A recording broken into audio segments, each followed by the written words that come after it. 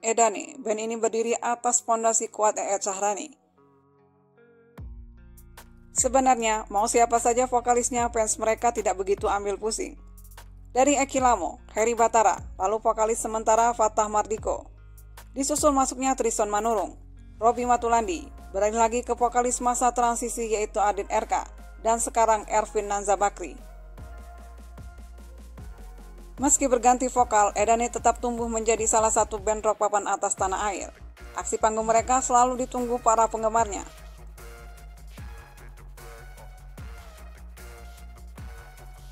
Rupanya tidak hanya lini vokal saja yang kerap berganti. Manajemen mereka juga telah berpindah tangan beberapa kali. Dari awal dibentuk, manajemen Edane ditangani oleh Ali Akbar. Kemudian pindah ke Jimmy Dato, lalu ke Aci. Pernah juga ditangani sendiri, dan saat ini manajemen Edane dipegang oleh Heri Batara atau Ucok, yang merupakan mantan vokalis Edane sendiri. Pergantian vokal dalam sebuah band tidak hanya dialami oleh Edane saja, banyak juga band-band tanah air yang berganti vokal. Namun berbeda dengan Edane, di mana pergantian vokal menimbulkan sebuah konspirasi yang menyebutkan bahwa EET sengaja mengganti vokalisnya agar pamor dirinya tidak kalah dari sang vokalis. EET sengaja menyeting agar tidak ada yang lebih populer dari dirinya. Munculnya konspirasi tersebut bukan tanpa alasan. Masalahnya beberapa mantan personel Edane yang keluar mulai berani berbicara apa yang menyebabkan mereka meninggalkan Edane. Dari pertama merilis album, posisi vokal diisi oleh Eki Lamo yang merupakan sang pendiri Edane juga. Lewat formasi ini melahirkan album pertama mereka berjudul The Beast. Namun setelah perilisan album perdana, Eki memilih keluar, lalu digantikan oleh Heri Batara atau Ucok. Tak lama kemudian Ucok juga keluar dan posisinya digantikan oleh Trison Manurung yang merupakan mantan vokalis rock. Suara tinggi Trison sebenarnya sangat pas mengisi vokal dalam tubuh Edane. Namun lagi-lagi terjadi pergantian vokalis, tepatnya di pertengahan tahun 2003. Trison mengundurkan diri dari Edane. Setelah Trison keluar, posisi vokal digantikan oleh Robby Matulandi yang juga mantan anggota Razel Band yang biasa membawakan lagu-lagu Guns N' Roses.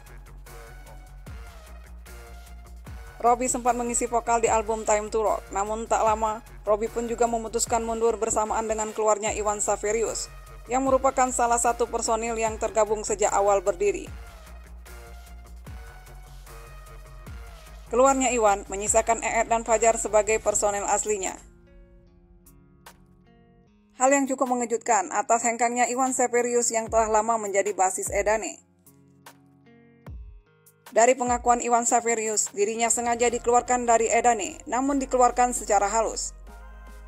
Iwan belak-belakan mengatakan bahwa EET hanya ingin meneruskan Edane bersama Fajar. Tentu Iwan mengerti apa maksud perkataan dari EET itu. Lebih sakit hatinya, Iwan selama ini hanya dianggap sebagai additional player saja, padahal dirinya telah bergabung dari awal berdiri. Ia juga berkontribusi dalam membuat lagu di album-album Edane.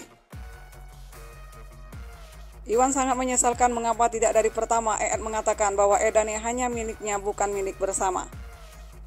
Kalau mau jujur memang gue dikeluarkan tapi secara halus aja lah. Tidak diusir-usir, lu keluar sana lu gitu, enggak. Karena ada bahasanya dari EET juga waktu itu. Ada Robby juga ditanya pasti iya. Karena jawabannya sama karena gue sama Robby di situ. Dia mau meneruskan Edane dengan Fajar aja, sama dia sama Fajar. Gue nggak pikir ini orang ketiga apa di belakang keempat, kelima, keenam, ketujuh atau kedelapan bahkan ke-10. Enggak, gue nggak pikir itu. Oke, gue cuman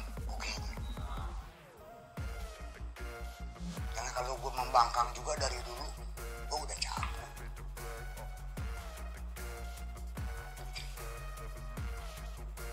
Karena dulu memang ada di dalamnya memang ya ada yang kurang sehat ya. Gue cuma mau tahu itu orang itu benar nggak sih? Ternyata benar. Sampai ketahuan dengan Edane belum lama, ya Oktav sendiri yang ngebongkar masalahnya hingga dia keluar. Tidak menjadi manajer lagi. Itu orangnya. Buat gua tidak ada urusan mau ketiga, mau keempat, mau kelima. Tapi ingat,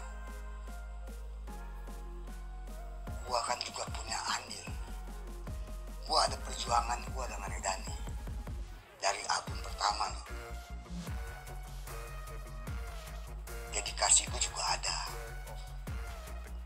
Kontribusi lagu ada. Rock and Attitude juga tuh punya gue.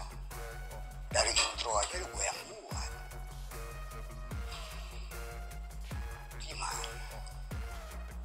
Kalau bicara lu mau keluarin gue, itu hak lu. Dan gue juga nggak tahu. Sorry Ed, itu band lo, gue nggak tahu. Gue tahu itu udah band. Sama dengan Trison.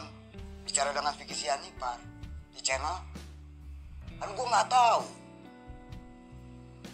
Kalau ini band lo. Gue tahu ini bro, band. Kalau ini kita tahu ini band lo. Ya mungkin dari kemarin kita dibikin band. Itu permasalahannya. Ya kan? Bahkan sampai ada yang sorry, gue mendului. Gue adisional lah. Semua kawan-kawan gue bertanya, kenapa Wan? Kok dia ngomong itu? Udah. Kok umur sama dia udah hampir sama? Sama lah, beda sebulan. Tuan dia. Ya buat apa gue bilang gue harus ngeributin masalah adisional? Gak apa-apa, kalau emang itu tanggapan dia. Gue jadi adisional selamanya ya gak apa-apa. Begitu juga dengan pengakuan Trison Manurung yang berani membuka alasan sebenarnya mengapa dirinya hengkang dari Adane.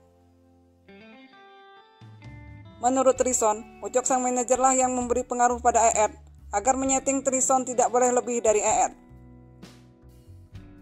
Trison disetting tidak boleh lebih populer dari EED. Bahkan saat manggung, Trison tidak boleh lebih depan dari EED hingga ada pembatas berupa lakban di atas panggung. EED memberi batasan agar vokalis tampil tidak boleh lebih depan dari dirinya. Hal itulah yang membuat Trison akhirnya mengundurkan diri. Menurut Trison memang dirinya bukan pendiri awal, tapi namanya band harusnya menjadi milik bersama. Namun tidak bagi EED. Edane hanya milik dirinya dan Fajar, yang lainnya hanya season player. Cari kesalahan gue, dia juga sibuk mengbosi EED supaya jangan sampai sosok Trison nih bisa lebih dari lo nih. Gue disetting seperti itu sepertinya sama dia. Itulah yang membuat gue gak nyaman bro. Kalau manggung lo gak boleh lebih depan dari Ed gitu. Nah, gue sampai dibatasin gue dikasih ini. Dikasih. Serius lo? Serius, masa gue bohong nih. Dikasih ini bro, dikasih lakban tuh. Lo di sini Son ya, jangan lebih dari sini. Gue pernah lagi konser di Tegal ya. Gue ketika gue lagi asik gue komunikasi dengan penonton nyanyi nih, karena memang album itu meledak lah, penonton tahu. Ketika gue lagi nyanyi asik gini, tiba-tiba Ed motong gue, dia solo gitar di depan muka gue lagi, gue ditutupin gini lagi sama dia kan. Dari pengakuan-pengakuan mantan personel Adane, akhirnya muncul sebuah konspirasi yang menyatakan bahwa pergantian vokalis memang disetting agar tidak melebihi pamor EED Sahrani. Publik pun bisa menarik kesimpulan mengapa setiap vokal yang sudah cocok dan pas malah diganti. Lihat saja formasi Adane ketika Trison mengisi vokal.